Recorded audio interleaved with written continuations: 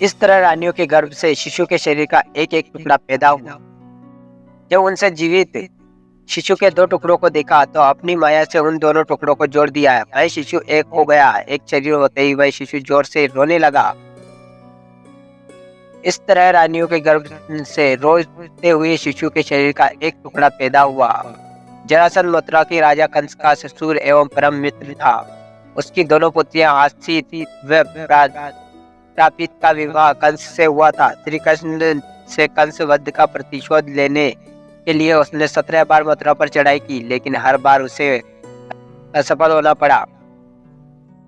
जरासंध के भय से अनेक राजा अपने राज्य छोड़कर भाग गए थे। शिशुपाल जरासंध का सेनापति था। एक महारथी राजा था जरासंध। उसके जन्म व मृत्यु की कथा भी बहुत सी रोचक है।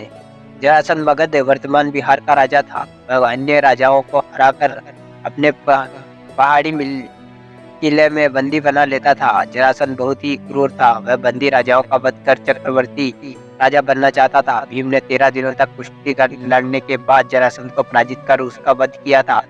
जरासंध भगवान शंकर का परम भक्त। उसने अपने पराक्रम से 86 राजाओं को बंदी बना लिया था। बंदी राजाओं को उसने पहाड़ी किले में कैद कर लिया था। जरासंध 100 को बंदी बनाकर उसकी बलि देना चाहता था, जिससे कि वह चक्रवर्ती सम्राट बन सके। मगध देश में बृहदरथ नाम के राजा थे। उनकी 2 पत्नियां थी, लेकिन उन्हें कोई संतान नहीं थी। एक दिन संतान की चाह में राजा बृहदरथ महात्मा चंड कौशिक के पास गए और सेवा कर उन्हें संतुष्ट किया। प्रसन्न होकर महात्मा चंड कौशिक ने उन्हें एक फल दिया और कहा कि यह फल अपनी पत्नी को खिला देना, इससे तुम्हें संतान की प्राप्ति। राजा बृहदरथ की 2 पत्नियां थी। राजा ने वह फल काटकर अपनी दोनों पत्नियों को खिला दिया। समय आने पर दोनों रानियों के गर्भ से शिशु के शरीर का एक एक टुकड़ा पैदा हुआ। रानियों ने घबराकर शिशु के दोनों जीवित टुकड़ों को बाहर फेंक दिया। उसी समय वहां से एक राक्षसी गुजर रही थी। उसका नाम जरा था।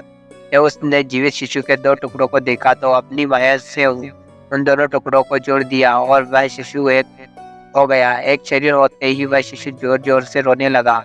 बालक की रोने की आवाज सुनकर दोनों रानियां बाहर निकली और उन्होंने उस बालक को गोद में ले लिया। राजा बृहदरथ भी वहां गए और उन्होंने उस राक्षसी से उसका परिचय पूछा।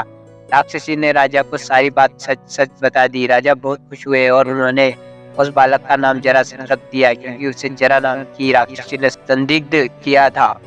जरासंध का वध करने के लिए भगवान श्री कृष्ण ने योजना बनाई। योजना के अनुसार श्री कृष्ण भीम व अर्जुन ब्राह्मण का वेश बनाकर जरासंध के पास गए और उसे कुश्ती के लिए ललकारा। जरासंध समझ गया कि ये ब्राह्मण नहीं है। जरासंध के कहने पर श्री कृष्ण ने अपना वास्तविक परिचय दिया। जरासंध ने भीम से कुश्ती लड़ने का निश्चय किया।